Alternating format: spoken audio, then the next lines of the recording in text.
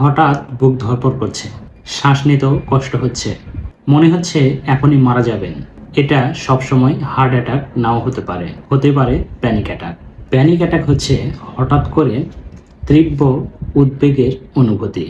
এর সাধারণ কারণ হচ্ছে বুক ধড়ফড় করা, নিঃশ্বাস নিতে কষ্ট লাগা, মাথা ঘোরা, হাত পা কাঁপা, প্রচণ্ড ঘাম হওয়া এবং মনের মধ্যে সবসময় ভয় অনুভূতি হওয়া যে এখনই মনে হয় কিছু একটি ঘটতে চলেছে। অনেকেই এটাকে হার্ট অ্যাটাক মনে করেন, কিন্তু বেশিরভাগ ক্ষেত্রে এটি হচ্ছে উদ্বেগের একটি অনুভূতি, যাকে বলা হয় প্যানিক অ্যাটাক।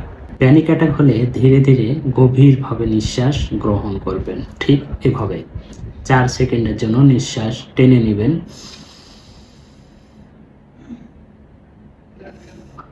তারপরে নিঃশ্বাসটিকে ধরে রাখতে হবে 4 সেকেন্ড এভাবে, তারপরে 6 সেকেন্ডের মতো ধরে নিঃশ্বাসটাকে ছেড়ে দিতে হবে ঠিক এইভাবে,